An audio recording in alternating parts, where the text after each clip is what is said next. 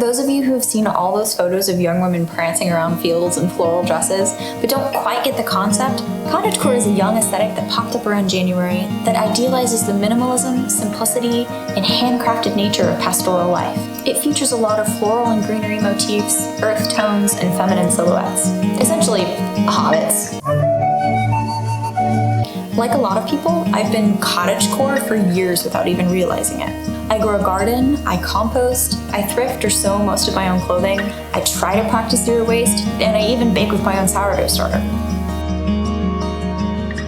Anyone who's ever met me knows that I collect handcrafting hobbies the way that some people collect succulents or soccer scarves. So cottagecore is honestly the perfect thing for me because I get to pretend that I'm not ADHD and I've just been ahead of the aesthetic all along.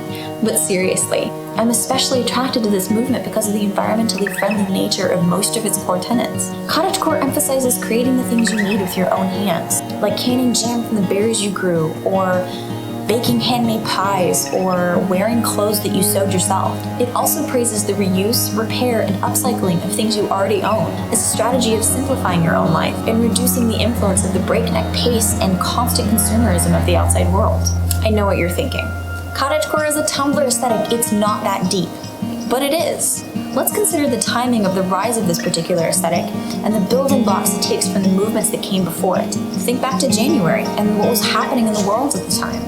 Australia was on fire, tensions between the US and Iran looked like they were ready to start World War III, the US president was impeached but not convicted, and then Brexit happened. Then the coronavirus showed up and wrought absolute havoc on the state of the world. There are protests and looming civil wars, and that is just the tip of the iceberg here. Think of the sense of pure helplessness that you and most people were feeling and continue to feel in the face of 2020.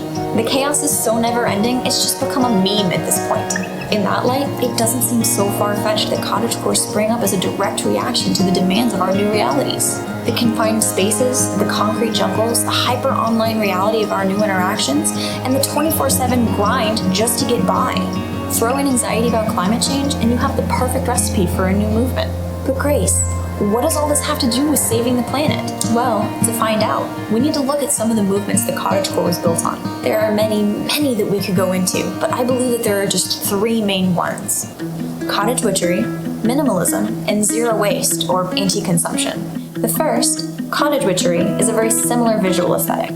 Woodland cottages, earth tones, and hand-spun fibers, with the added bonus of simple, homemade magic. Cottage witches, or green witches, believe in guiding negative energy out of the home through handcrafting, such as baking, with wholesome intent. They venerate the earth and honor her by being good stewards. Number two is minimalism.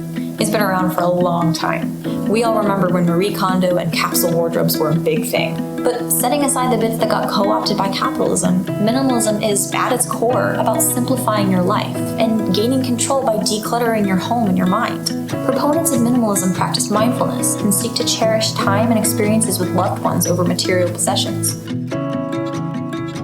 Movement 3 is zero waste, or anti-consumption. Before the rise of coronavirus and the need for disposable plastic around for everything, zero waste was really starting to come into its own in a big way. Companies were starting to move towards things like travel straws and utensils, deodorant that comes in a cardboard tube, even plastic-free floss. The aesthetic glass containers and adorable shopping bags were all over Instagram. And as a consequence, more and more people started pushing for meaningful legislative change, such as banning plastic bags. But what does all this have to do with cottagecore? Well, consider where they all intersect. Cottagecore gets its earthy, vintage, handcrafted aesthetic from the cottage witches, its focus on mindfulness and the cutting down on the influences of the modern world of consumerism from minimalism, and its emphasis on sustainability and waste reduction from zero waste. Every single one of these behaviors amounts to a population that is much more in tune with the impacts that we as humans have on this beautiful earth. And they all help to instill a genuine appreciation for her beauty and life-giving qualities. That is super key. You can't get people to change their behaviors through threats of negative consequences. Honestly, that just makes everyone, including me, just want to dig their heels in and do the thing more. Instead, if we show normal people why slowing down, consuming less, and taking care of our planet matters, they'll be more invested in trying it for themselves. Also, it doesn't hurt that they can look super aesthetic while they do it. Honestly, speaking from experience, guilt is a terrible motivator. It really helps to enjoy huge life shifts like these. The fun is what makes it stick.